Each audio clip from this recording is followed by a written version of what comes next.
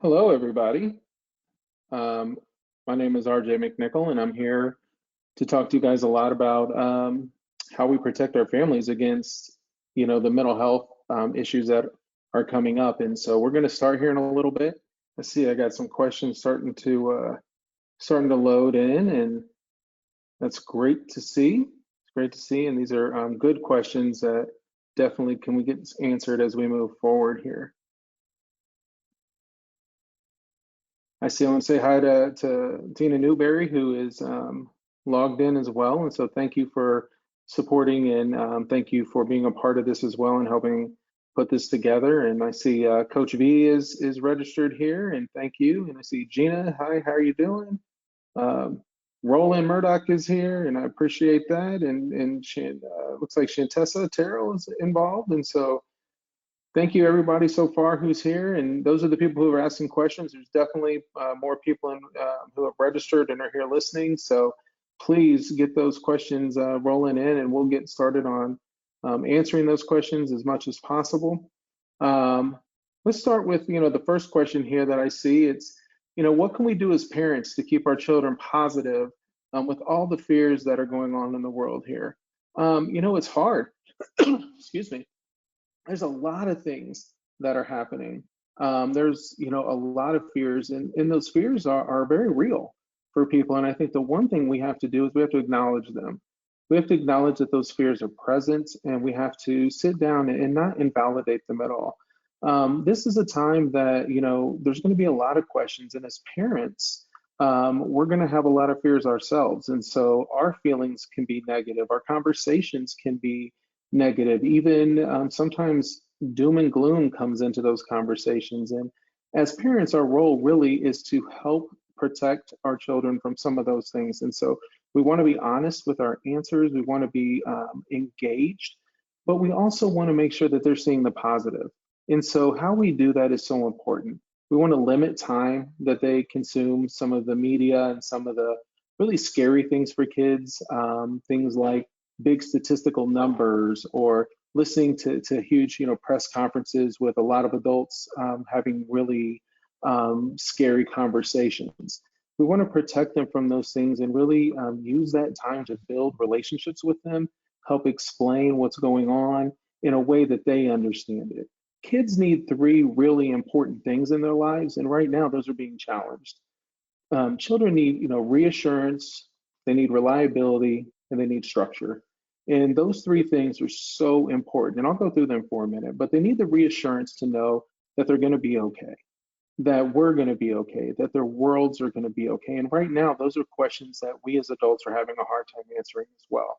So making sure that we reassure them that they're loved, that they're cared about, that they're safe, that we enjoy spending time with them, reassure them that they're important, but also reassure them that we're going to be here for them and that we're not going to make their world negative by, again, having doom and gloom conversations or sharing information that talks about big statistical numbers about how many people are sick or how many people are dying, those kinds of things. We want to make sure that their worlds are positive. So we look at the positive. We talk about all the great nurses, all the great first responders, all the great doctors who are doing tons of things to help save people's lives and how important they are. And then we talk about what we can do as families, to help. And so that means the social distancing components and why that's important, talking about washing our hands, talking about, things that are positive, but also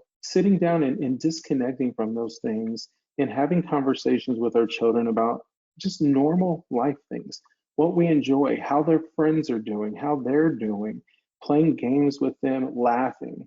So much of what we do as families is engage and laugh and have conversations. And that's so important to what's going on. So we want to make sure that with all the fears in the world, we limit really the amount of fears that they can experience and increase the amount of positive conversations we're having with them. The next question I have here, I think, is do I have any advice for family members who are constantly fearful of each other? And let me make sure that I have that full question here on my screen. I want to make sure that I got the whole piece. So give me just a second to get that out there. Yeah, so do you have any advice for family members who are constantly fearful of each sneeze or cough? It means that they're getting the coronavirus. Well, I think definitely that that can be scary, and this is something that um, really increases and exacerbates the anxiety within people. And so we hear on the news, and we hear through our doctors, and we hear through people that this virus is through air droplets, or it can be through cough, or it can be through sneeze, and we want to stay 6 feet away from each other. And that's scary because nobody wants to get this, and nobody wants to have to go through the symptoms of what this is. So the advice I have for those members is or those family members who are really fearful of each sneeze and cough that's going on, is to educate yourself. One, take the time to understand what the symptoms are. Take the time to understand what can happen if you're not taking precautions, if you're not doing the things, social distancing, and you're not doing the hand washing and making sure that you are staying safe. That's the first thing, is make sure you educate yourself. The second part, though, is understanding that the more that you worry, the more that increases the anxiety. So you can take precautions, you can do the things that you need to do to keep yourself safe, but you also have to understand that there are things that we don't have control over.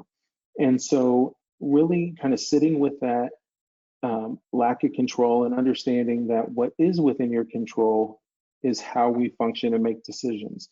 And so we can decide to either be worried about everything in our environment, or we can decide to take the precautions and say, I'm doing the best that I can right now, and this is the best that I'm going to be able to do. And then you move forward in the days.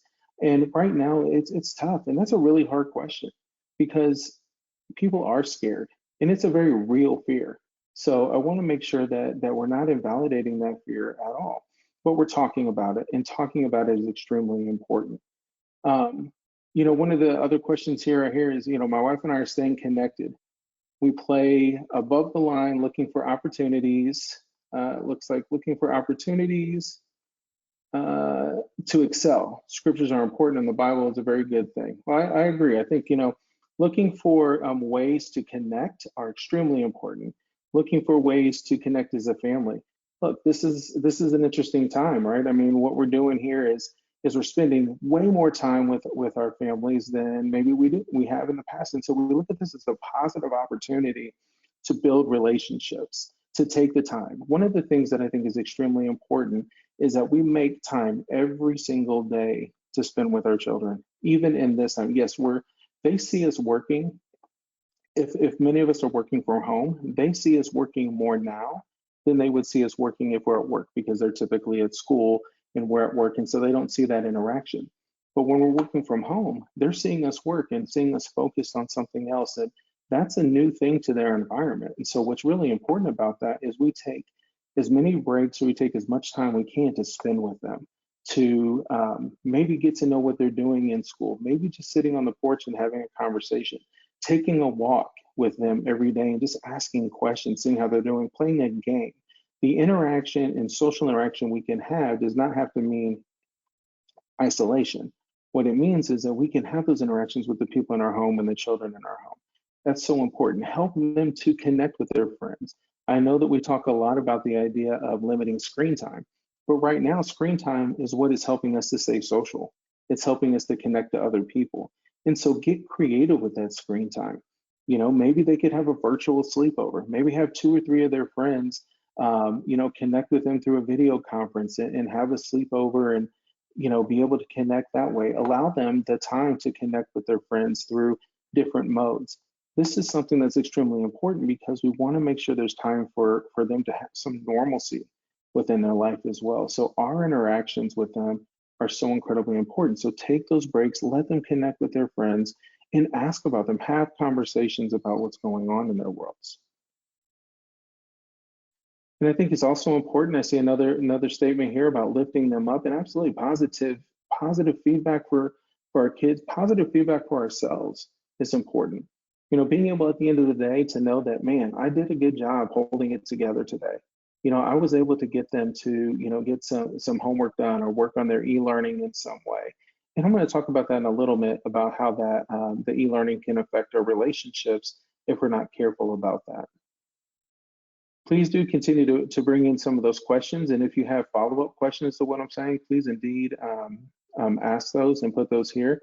You know, one of the things that I want to make sure that we're really focused on in conversations with our kids, though, is being able to say, you know, right now we know that this feels endless, and the time frames and the you know, deadlines and dates for when we can get back to quote unquote normal living, they keep getting extended, and it can feel endless.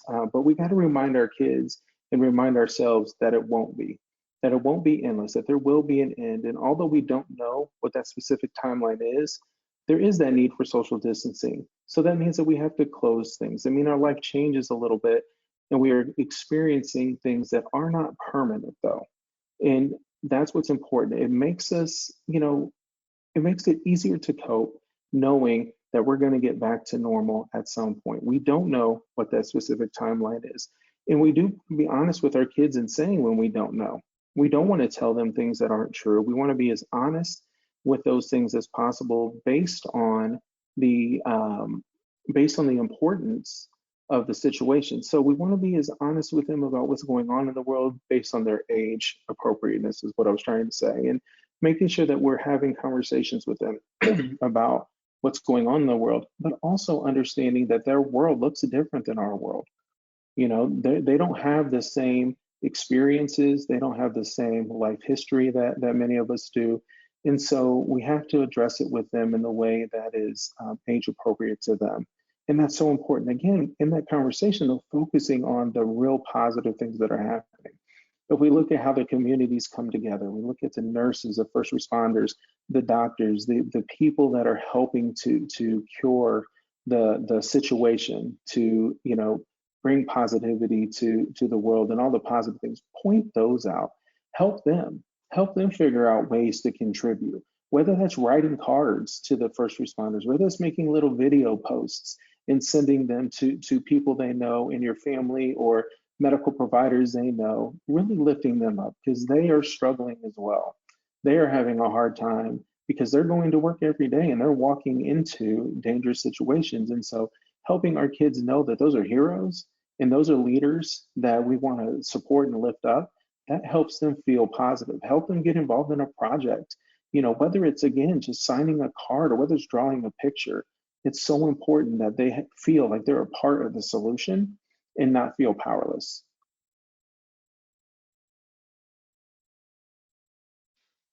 I see her question from, see, uh, Ms. Newberry says, how do you help with those with disappointments? No graduation, no high school, college events. You know, you're right. Some schools they're missing prom. They're missing, you know, events in their life that we see as normal, that we've all experienced. Dances, graduation, sports, athletics, things that are just normal ways of life for all of us. And those are real disappointments. Those are things that they're experiencing a level of grief over. There's the, you know, all the levels of grief that come, the shock, the disappointment, the anger, the depression at times, or the sadness that occurs with grief. All those things are being very present for our children at times, and they're going through that. You know, all these expectations that they had, and the plans that they've had, and the you know, things that they've talked about with their friends for years in their high school career is now just in one fell swoop taken away. And that is traumatizing at times, and that is extremely sad and unfortunate. And what we have to do is we have to help them get creative and help them make memories in other ways. And so talking with them about their disappointments and validating them and helping them understand that, you know, we absolutely are sad for them and we don't want them to miss those things, but how can we be creative in helping them have new experiences? And maybe what happens is we hold out and we have those things later on when we do get back to a sense of normal. But right now, I think it's having that conversation and letting them experience that sadness. One of the things that we want to be careful of is we don't want to stop our children from experiencing real emotion, from experiencing sadness. And sometimes when they experience that sadness as parents, it makes us uncomfortable because we don't know how to handle that sadness, or we have the same questions that we can't answer. Or even at times, we feel that same level of anger and frustration because we've had to miss out on things as well. And so, we want them to feel better. And the way that we do that is we say, well, no, hey, don't feel bad about that. It's okay. It's going to be just fine. It wasn't a big deal. But to them, it is a big deal. And that is so important to connect with them and have conversations and use that at time to comfort and have conversation and engage them. So incredibly important to build that relationship. This is a time when our children are going to remember. This is a time in their life that is they're going to remember how we handled this as adults. They're going to remember the experiences they had during this time, and they're going to remember how we engaged with them and how we led them as parents through this. They're also going to remember if that was a negative experience. They're going to remember the times that we were hard on them or the times that we got frustrated with them. They're going to remember the times that maybe we were very critical of them. This goes back to the e-learning part I was talking about. What's most important right now is our children's mental health. And it is important that they have structure and that they're doing their work and they're keeping their brains active and their bodies active. But what we don't want to do is we don't want to make that become a source of conflict, that we're waking up every day and we're pushing them through some level of work that they need to do. And then all of a sudden they don't want to do that. And we're frustrated with them. And next thing you know, we're in a fight and we're in a back and forth and there's, resistance. And it's so incredibly important to work with them. So finding a level of patience and finding a level of grace for our children, but for ourselves, and using that to say, okay, how do we move forward the next day? And knowing when to back out of that argument or back out of that conflict is so incredibly important because this is a time they're going to remember. What's most important is that they get through this with emotional and mental health wellness. Because if not, it can have long lasting effects on how they deal with stress. It can increase their anxiety. The isolation definitely can exacerbate a level of sadness and depression. But most of all, it can also create a sense of resistance and defiance because what's happening is in the world, decisions are being made for them and all the control that they've ever wanted as children, the control of what they do, where they go, the freedoms of going outside and playing with friends or going and having dinner out. Those things were taken away from them in a fell swoop, as well as they've been taken away from us. And when we lose a sense of our control, the first thing we want to do is try and gain some control. So we want to make sure that they still have a sense of control over themselves, over their bodies, over their decisions within reason and within a level of safety, but giving them the autonomy to make some decisions. So if they don't want to do math first and they decide they want to do art first thing, that's fine. Let them do that. If they want to do, something creative and they say, oh, I want to go outside, I just want to run around, great. That's a great PE class. If they want to practice their Taekwondo, that's a great PE class. If they want to color and, it's still using their brain and it's still keeping them active. If they want to do a puzzle, yes, it may say, well, they got to do the work. They do. And I understand it. And every school has its own kind of requirements. But what's important is overall that they keep their brains active and also doing things creatively, letting them have some autonomy and choice is so incredibly important. So we want to make sure that we're using those opportunities to our advantage and we're not using them to create conflict and we're building relationships with our children, not creating conflict within them. Because the reality is our structure and our expectations, we have to change. One thing that's important too, and I want to stick with this for just a moment, is that, a lot of us as human beings, we like to know what's coming. We like to have plans. We like to know what's happening, long term. That helps us to stay safe. That helps us to understand what's coming in the future, and that helps us to plan.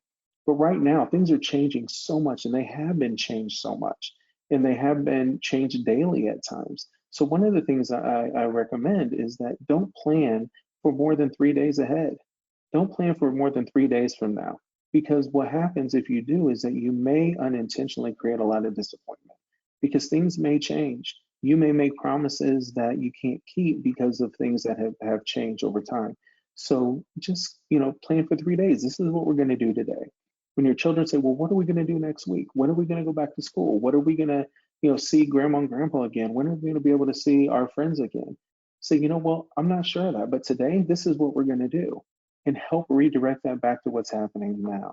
Because we can't answer those questions because we don't have those answers yet, and we don't want to create levels of disappointment.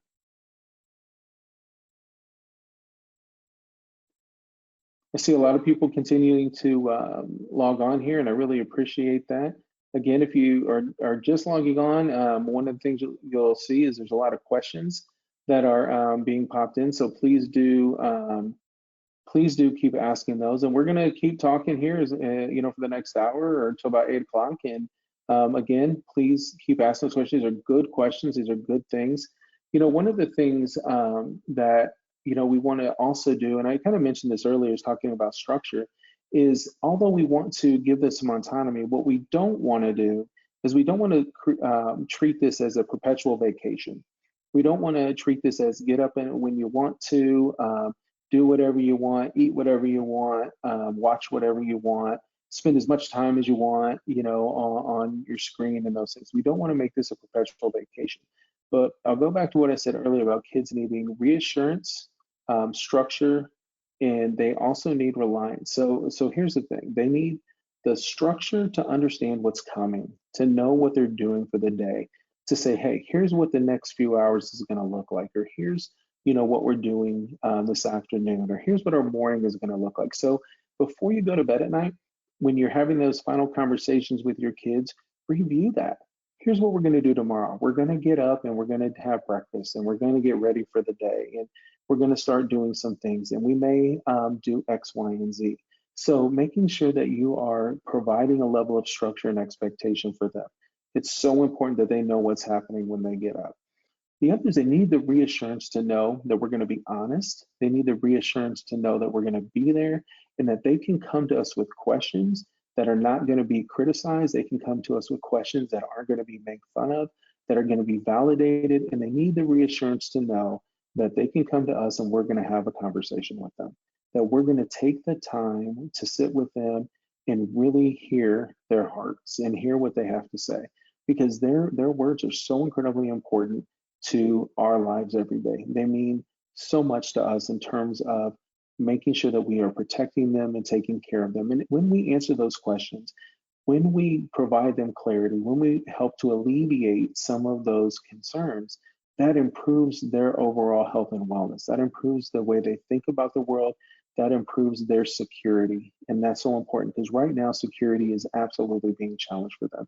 And the other part about reliance, they need to know that they can rely on us. They need to know that if they need something, we can provide it. They need to know that their basic needs are being met, and they need to know that their basic needs are important. So even if that's, well, hey, what's going to happen, next week, and they hear us talking about our jobs, and they hear us talking about the state of the economy, and they hear, all the fears we have about, if we can pay our bills and what's going to happen to our jobs long term. They need to know that they can rely on us to be there for them. And many times we're questioning that for ourselves when we're dealing with a lot of these things. But what's important is that's a burden that we carry, and that is not a burden we need to be putting on our children right now.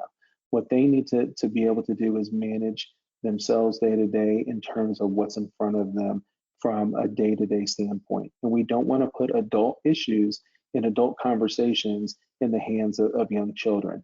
It's not only damaging long-term, but it's definitely something that they are not emotionally equipped to handle. So we need to make sure that we're paying close attention to those things. Here's a question looks like from Jessica here. It says, as an 11-year-old, how should I deal with these changes for the time being? Jessica, that's a great question. And you are such a leader right now for being on this conversation at 11 years old.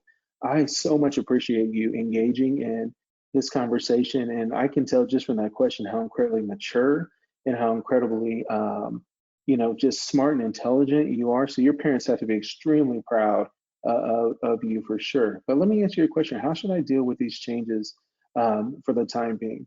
I think, the biggest thing is, finding a way to enjoy every day. Find something fun in your day. Do things that you enjoy doing. Connect with your friends, whether that be through a phone call or whether that be through a chat. Find things that you enjoy doing and do them. Get outside every day for at least a few minutes to just be in the fresh air. That's a way that you can deal with these changes. Look, changes are never comfortable for people. People don't like things that change. We don't like things that change. And so what's incredibly important with the change is to make sure that we try and find the positive in everything that's happening. And I can definitely tell in this conversation, Jessica, you're a major part of that positivity too. So as an 11-year-old, man, you're asking the right questions, and I can tell that you're a big support. The other part is be active. The way that you want to deal with these changes is be active. Make sure that you're doing activities, that you don't have a lot of just downtime um, to just think about things that you don't have answers to, and to get nervous and scared about things, but find real positive interactions. But also ask those questions to your parents. Find time to have those kind of conversations. I think it's huge. The other thing is journal.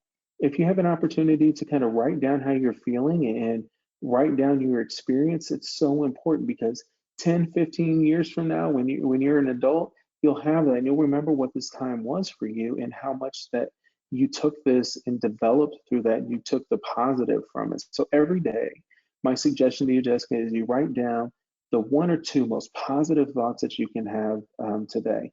And you write those down and you remember them. And the times that you feel down and the times that you feel like this is really hard, you go back to those positive thoughts and you remember that on that day, you were able to get through it, and you're going to be able to get through it today. That's for sure. Thanks for that question.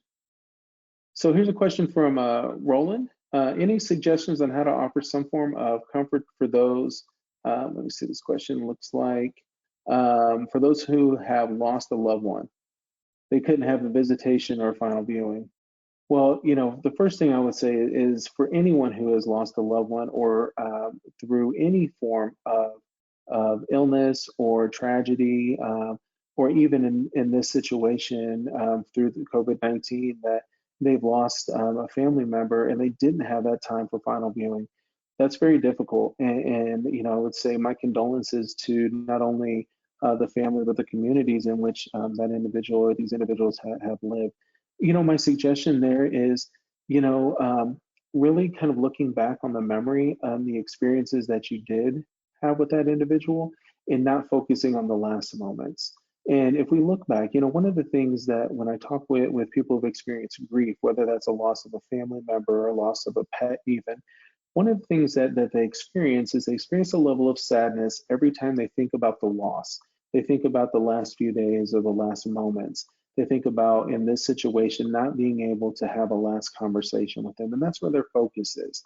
But if we look back, that's when they get the saddest. But if we spend some time looking back with them and I say, tell me about your relationship with that person. Tell me about the positive things that you experienced with that person, the things that you remember about that brought you joy. That's when that sadness tends to start to dissipate a little bit. There's maybe a little less tearfulness. There's more of a kind of a laughter that goes on, more of a remembering, and more of a joyful experience with the thoughts. So maybe my suggestion here would be to not focus on those last moments, but to focus on the lifetime that you were able to spend with that individual. Excuse me, but grief is absolutely a real feeling, and giving your time to accept that grief. And as the next weeks come, we don't know what's going to happen. There's been a lot of unfortunate lives lost through this. And there's a lot of grief that's going to happen, and there's a lot of experiences that people will have. And what we do have to do is point ourselves toward the positive experiences. I can't say that enough. Even if it's every day looking in the mirror and saying to yourself, I'm going to get through this, and this is why. Here are the positive things about who I am, about why I'm going to get through this. This is, a time that I'm going to lead my family. This is what a time that I'm going to use those skills that I have built my entire life to make sure that I'm going to be able to protect my family and keep them healthy and keep them safe. But also look at yourself and say, I'm a good person. I'm going to get through today. So important to provide yourself with positive feedback as well. And sometimes that's hard, and sometimes it's really difficult. We're just grabbing on to whatever we can, get some days, but that's okay. If the positive thought is that you got out of bed today, that's a positive. And let me talk a little bit about something that I think is really important too. is right now, what we want to do is there's three really big things as families we want to focus on. The first thing we want to focus on is a level of hygiene. And what I mean by that is not, just washing your hands and keeping them out of your face and your eyes and those kinds of things. When I say hygiene, I mean that's getting up in the morning and taking a shower and getting clean and getting dressed for where you hope to be, not where you are, but where you plan to be. And what I mean by that is for kids, getting up, taking a shower, getting dressed as if you were going to school. Same with parents. We're getting up, we're getting dressed, and we're getting ready for our day just the same as we would any other day. And the reason that's important is because it changes the way we think about what's in front of us. We get motivated, we stay motivated. If, I've heard some people talk about, well, I just feel like I'm changing from my morning pajamas to my evening pajamas. Or, I don't need to put on, a great outfit because I'm working from home. Well, there is something that happens about how you feel when you're taking care of yourself, when you're engaging in self-care and you're doing the things that you normally do when you're presenting yourself in the world. I suggest that we continue to create those strategies for ourselves and our family and making sure that we're doing those things regularly. And that's the first. The other is nutrition, is making sure that we're having, healthy food and we're eating right and we're drinking and staying hydrated throughout this time. So incredibly important that it's not just junk food and high levels of unhealthy foods, but it's really focusing on the things that are healthy and staying hydrated and eating on a regular basis, meaning having normal meals, having a meal together as a family, making sure that no matter what happens to the day, even if we spend all day together, that we still have that time to sit as a family and talk about our day. And maybe throughout that dinner, we have a conversation in which we say, what was the most positive thing that happened today? And, we have those kinds of questions, those family conversation questions about what was our most positive experience for the day? Or what do I like about the person to my left? Or we pick one person in that family, and tonight we're going to talk about all the positive things that we like about that person because they deserve that. We're going to take turns throughout the week doing that. Those are all suggestions that we can do that help increase our mental health. It helps us feel good and it helps us really get distracted from all the things that we can't control that are going on in the world, but focused on that here within our homes. Okay. See, I got another question here. It says, any advice for single parents who really don't have support from their high-risk parents anymore and feeling very alone? That is a absolutely great question because we have a lot of people who have close family ties and we have a lot of grandparents who help take care of children or have a strong interactions and we can't see them. And especially as a single parent, that's your support system at times. And that is hard. And, one of the biggest things is staying connected. So even that's a daily phone call or video chat with them. That's a huge piece because, it's wanting to stay connected and hear that. And we don't have a lot of control. I mean, we definitely want to make sure that we're protecting those high risk groups of people. And so we're not exposing them, but it can feel very alone. And so for those single parents, it's connecting with other single parents. It's, calling and intentionally talking with friends over the phone. It's, having those connections, finding some maybe online Facebook groups or social groups that you can just be a part of to have conversations, maybe with a group of your friends or a group of other single parents or friends of your kids is creating, a night every week that you just kind of connect and have conversations and see each other. There is still opportunity through these through virtual modes like conference calls and Zoom and meetings like this to have still things like parents nights out or girls nights out or even guys nights and being able to connect and have conversations. Those things don't have to stop.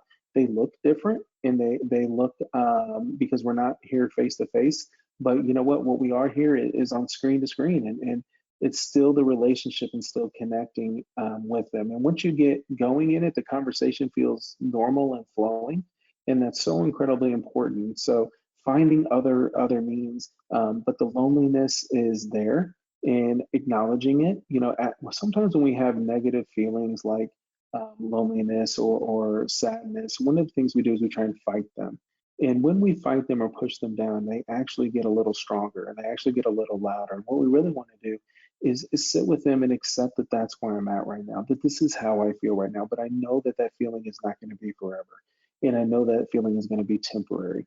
And, really reminding yourself that this is a period of time where, yes, we have to do some sacrificing. And yes, we can't see some of the people we really love and care about, but it doesn't mean that we can't connect with them. Here's a question from, looks like Leah. Says, can I go over a mock dialogue for what it would sound like to validate someone's emotions? Any key words or phrases you would consider? That's a great question. So, one of the things about validating emotions is you want to make sure that you understand and hear what the person is communicating. Validating someone's emotions is sometimes even repeating to them what it is that you heard them say. So maybe your child or maybe a loved one comes to you and says, I'm really scared. I'm really afraid of what's going on in the world. I'm really afraid that this virus or these things are going to affect us, and I'm really scared that maybe we're not going to survive this or the world has changed. Well, sometimes what you want to say in those moments is, I understand how you're feeling. I hear you, and I definitely want to make sure that you have what you need. And so, how can I be of best help to you in this situation? What can I do to support you? Maybe they say, well, I don't need you to fix anything. I just want you to sit here with me. I can absolutely do that, right? What you want to do is ask what someone needs and ask what would be most helpful to them. What you don't want to do is elicit your own opinion or put your own thought into what's going on. You don't say, well, no big deal. Don't worry about it. It's not a big thing. It's not something you need to worry about. Maybe you do feel that way, but in the moment, what's important is that that person's feelings are being heard and being validated. Now, we're not perfect at that. We have our own emotions, we have our own feelings, and we have our own opinions. And sometimes those can get in the way of the conversation and really invalidate someone's feelings. And when we invalidate their feelings, they are less likely to come and talk to us, and they're less likely to approach us with things. So we don't want to do that. What we want to do is make sure they know that how they're feeling is important and that it is real, and that the reality of how they feel is their reality. And we want to make sure that we're aware of that, and we want to make sure that we are willing to engage in that conversation. And sometimes validation doesn't look like words. Sometimes validation looks like physical interaction. Sometimes it looks like just giving a hug. Sometimes it looks like giving a shoulder to let somebody lay their head and cry on. That's okay too. Validation does not always equal words. Sometimes it's just being in the same space and sitting with a person. So incredibly important. Um, so do you have any tips for, this question, I'm sorry, is coming from Tiffany. Do you have any tips for talking to children about not being able to have a birthday party or see extended family during this time? Yeah, we kind of talked about it a little bit ago in the same way, but part of it is helping them understand that even though they don't have a birthday party today, or even though they have missed maybe a party or an event of some kind or a family event, it's really helping them understand that, hey, when this ends, when we get back to the time that we can, we're going to go ahead and we're going to make sure that happens. So maybe it's, you know, taking a birthday and doing it in the summer. Maybe that's rescheduling a family event for a different time. But it's helping them understand that they are important, in that the disappointment is real, and validating that disappointment with them. But even doing something small. So maybe they can't have a birthday party with all their friends or family there, but you can have, maybe still a small party at home with your family, a celebration. Ask them what they would want to do that would make the day better for them, and do that. Do something creative. Maybe you can have a number of people by video screens, and being able to have happy birthday phone calls from families are important. But helping them understand that they are still loved and they are still extremely important to us, and that although it's not happening today, that we're going to do what we can to make sure that it does happen at a later time. And so helping them understand that they're still going to be able to have those experiences. It's just right now we want to work together to help everyone stay safe. And part of that is helping to, with the social distancing, and helping be in our homes so that other people don't get sick. And that's our role, is to help make sure that we're not spreading something to others who may not be able to have the same strength we have. And that's hard for kids to understand. However, if you include them in the solution, they are more willing to sacrifice things knowing that they're part of that solution. And so initially it may be hard, but as you help them understand that, but guess what you are doing? By not having your birthday party right now, you're definitely making sure that other people are going to stay safe. And man, that is the biggest present. That's what a leader does. A leader makes sure that other people are safe as well. And I know I've heard it in many of the Taekwondo classes that my own kids are in. Leaders do things that other people don't want to do. And sometimes that means sacrificing a birthday party, or sometimes that means postponing something important because they know the right thing to do is to keep others safe. And so that type of conversation, I think, is incredibly important to have with them during that time, and really praise them for the sacrifices that they're making. Oh, great question. Great question here from Teresa. What do you do, or what do you recommend for squabbling siblings? Well, that's a great question because it happens, right? I have 4 kids here at home, and we're much like many of you trying to navigate those relationships and trying to make sure that everybody has their time alone, but that everybody also has to interact and engage with each other. And so, what do you do for squabbling siblings? I think the first thing you do in those situations is you make sure that each child has a place in their home or a place in their space that they can have some quiet time alone, that they can have some time to process through their day, to spend, just kind of in their own space, because being around people all day in the same small space can lead to that squabbling. The other is really encouraging sharing and working together. So really using that family teamwork component, helping them understand why it's so important for them to get along, and why it's so important for them to really work together. Help them find those solutions together. As parents, one of the things that we do that can sometimes work against us is we just kind of step in and take over. That we don't let them work out their own conflicts. Now, we want them to do that safely, but we want to help coach and mediate them through that. So incredibly important. We don't just want to say, "Oh, you go to your room and you go to your room."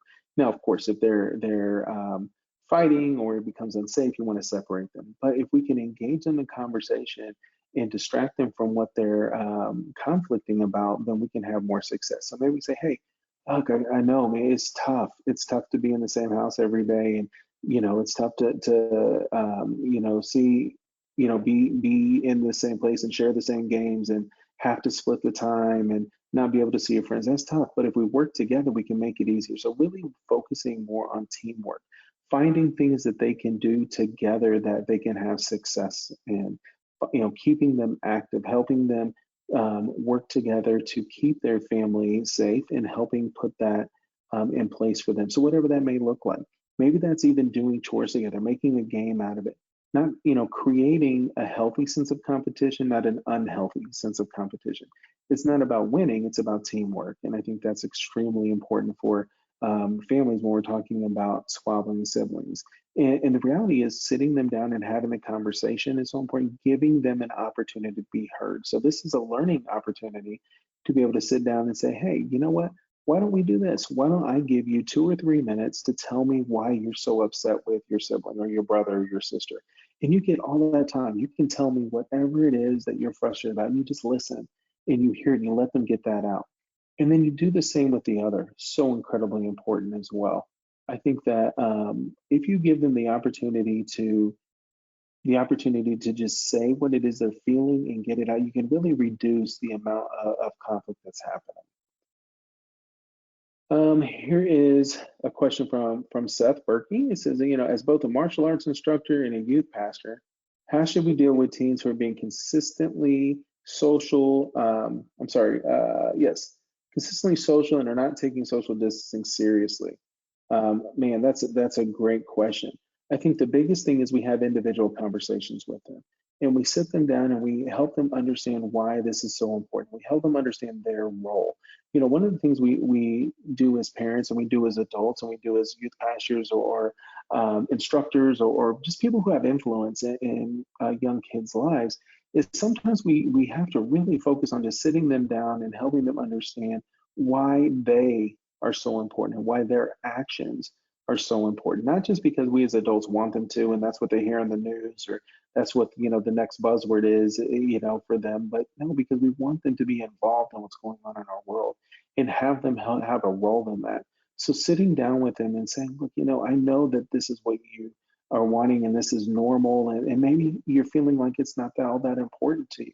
But let me share with you why it's important and the big role that you have in this. And it may seem like right now that's not important, but let's just think about how important it is. And maybe even with teenagers specifically, um, showing them that whole, the handouts on flattening the curve and how we will decrease the amount of infections as the social distancing happens, and helping them see that and really saying, this is the role that you have.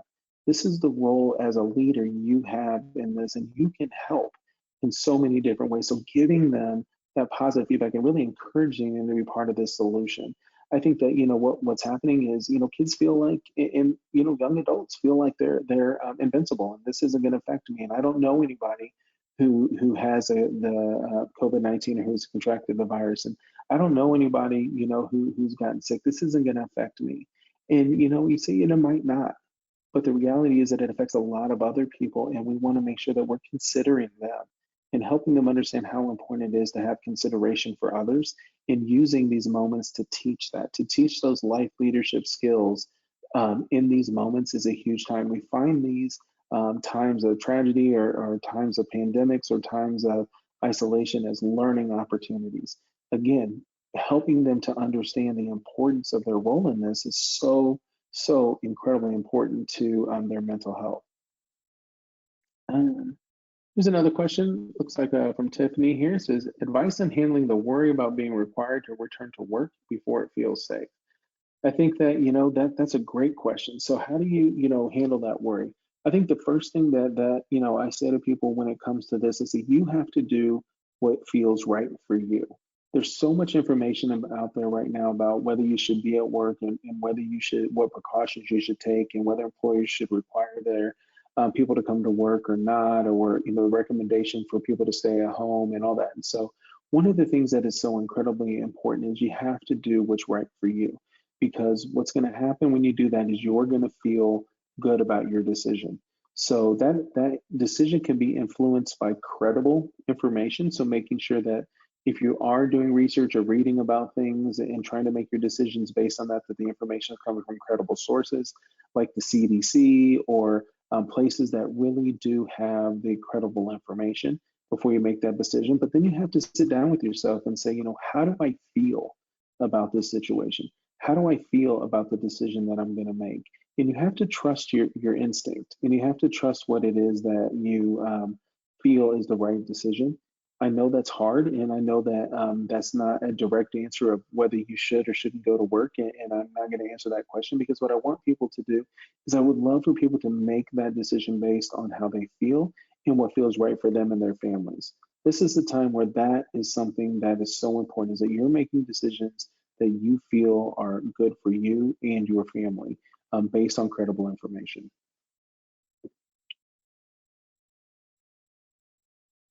All right. We've got about 10 more minutes here. And again, I hope that I'm answering those questions as best as I can. And again, it's hard because some questions don't have answers to them right now. And what we're trying to do is really just offer an opportunity for people to not only ask those questions, but maybe really just kind of find some level of peace to what's going on here. Um, One of the things that I think is so incredibly difficult during this time is the amount of information that is coming out. And we kind of talked about this a little earlier, but the constant news coverage, the constant social media, this constant Facebook stories, those that are true and that are not, or all the differing information, or even conspiracy theories that are out there, and all those different things, so incredibly important. And one of the things that I would say is really set a limit with yourself and with your family is, no more than maybe an hour of news a day. And whether that's, at the same time every evening, watching the same news coverage, but trying to limit that consumption. I think in situations like this, at the very beginning, when all the information is coming out, we consume and consume and consume that information to the point that it can really overwhelm us. It can affect our sleep. It can affect our conversations. It can affect how we interact, our motivation, and really limiting that is incredibly important. And really using that time to the other time outside of that to really focus on what's important to us and focus on our families and focus on things, whether that's reading, reading a book, whether that is spending time playing a game or doing a puzzle with your family, whether that is taking a walk, but really trying to unplug from the amount of media that we're inundated with when it comes to situations like this. Now, it's important to stay informed. It's important to, find credible sources of information, but it's also important to limit how we consume that. One of the things that has come up too is, what should we, if, what's our top priority right now? And if we did nothing else, what's the most important thing that we can do as not only adults, but as families? I think the most important thing we can do, if I had one suggestion, is to stay positive, is to really wake up and engage our day with the most positive attitude we can. Look forward to what's going on. Smile every day. Tell jokes. Do things that bring a level of joy, but staying positive. There's so much in the world right now to be frustrated and scared about, and to be nervous about. But the biggest thing is try and find a piece of joy in everything. But the other is stay connected. Stay connected with each other. Be intentional. This is an opportunity to call people that maybe you haven't called in a while and just say hi and hey, I'm just checking on you and want to know how you're doing. But be intentional with making connections, not only with people in your family, but maybe your neighbor. Maybe it's somebody that you haven't talked to since college or in a couple of years, but just connecting, saying, hey, I just wanted to give you a call. I know this is a tough time. Just see how you're doing and maybe find some reconnections there. I think that's extremely important. I think it helps to keep our social interactions moving, but I think it also is so important because it gives us purpose. And purpose and intentionality right now are very important in all the decisions that we're making. One of the things that I see Coach said, and that's a great idea here, Coach, is that says I choose to create something great each day. Absolutely. Absolutely. Take time to do something great, whatever that great is. Master something. One of the things that I talked about with somebody today even was, I said, you know what? Learn to juggle. Learn to juggle. Learn something new, something out of the ordinary that you would never do. And just try something new and master that. Do something great. And great doesn't have to be so big that it's world changing. Great can just be great in your home, or you can draw a great picture.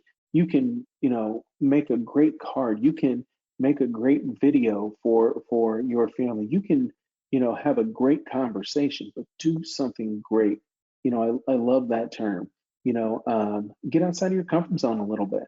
Do something that maybe outside of what you normally would do. Try something new. If you wanted to try a new recipe, try a new recipe. If you wanted to read a new book, read a new book. If you wanted to learn a new drawing technique, learn that new drawing technique. If you wanted to get outside and maybe you're not a runner, but you wanted to take a walk and learn how to run a little bit, learn how to run. Do something new, but do something great. I love that suggestion.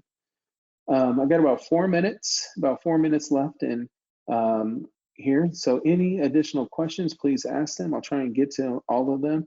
I really appreciate you guys logging on here and let me have this conversation with you. And I wish that there were great answers to all the questions that are here, but I can tell you this, is that what's so important is that we get connected, and we're going to get through this. And the way we're going to get through this is working together. And that's what we teach our kids about leadership, and we teach our kids about being positive and giving positive feedback. And we teach them about discipline and structure, and we teach them about giving positive feedback to one another. And as adults, we have to do the same thing. And we have to lead our children through this very difficult time, but we also have to let them lead us. And that's a hard thing for parents. Sometimes we get caught up in telling our kids what to do, and we tell them that, hey, you just have to do it because I said. But man, some kids know what's going on, and sometimes they know more than we do. And letting them lead us at times is extremely important. So maybe even it's a day that they get to lead, and it's a day that they get to choose dinner. It's a day that they get to create the schedule. Let them lead because they need that experience, and sometimes we need to take a step back and let them do that. And this is a time where they can thrive and they can lead if we give them the space to do that.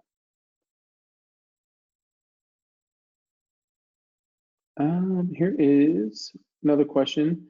It says, you know, small business friends are overwhelmed. They're having to pivot, navigate new skills day after day, stretching way out of their comfort zone, and they're working and they're depressed, and this is tough. You're absolutely right. And nobody woke up a couple weeks ago and said, "Oh, I'm going to have to pivot and switch everything that I'm doing and change all the things that I've built my business around, or those things." Well, I'll tell you, you know what? One of the things that I remind myself every day is nothing great has ever happened when we stay inside our comfort zone. And we have to get outside of our comfort zone and start doing things that maybe aren't as comfortable, but we have to make that pivot, and we have to be comfortable making that pivot and try and look at whatever opportunities are out there to contribute to the community, contribute to one another. And it is overwhelmed, and it can create a sense of depression and lack of motivation, and some just want to kind of give up on it. And we have to stay motivated because we can, and we can do this. And with creativity and ingenuity, you can definitely find ways to create contributions to your community with your businesses. And it's so important. We are stretching ourselves outside of the skills that we have. Sometimes we get really comfortable in what we're doing, but the reality is that where we're uncomfortable is the exact space in which growth happens. And so we see this as an opportunity for growth. We see this as an opportunity for going in a different direction, maybe helping us think about things that we hadn't thought about had this not happened. But we think about those things because those are the things as leaders that we want to do.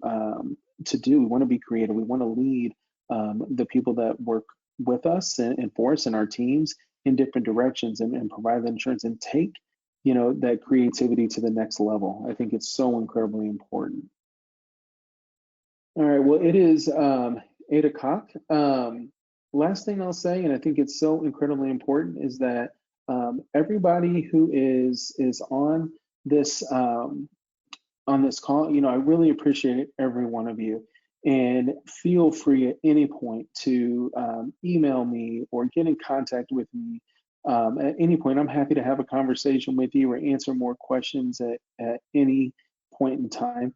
This is a time that's going to be tough for all of us. We don't have many answers to what's going on, but what we do know is that we're going to get through this, and that is for sure. And if we do the things that are being asked of us, if we encourage our children, if we lead them and let them lead us, we're going to get through this better as individuals, but better as families, and better people. And that is so incredibly important to the success of all of our children, but ourselves. So I want to say to everybody, keep your head up, keep your spirits up, stay positive, and we're going to get through this. And thanks for tuning in. And I hope that I've answered the questions, as best as I can. And if I didn't, please again feel free to email me, and I'll do what I can. But have a great night. Hug your children. Tell them you love them. And remember that the two important parts here are that, positivity and grace. Positivity and grace. Have a good night, everyone.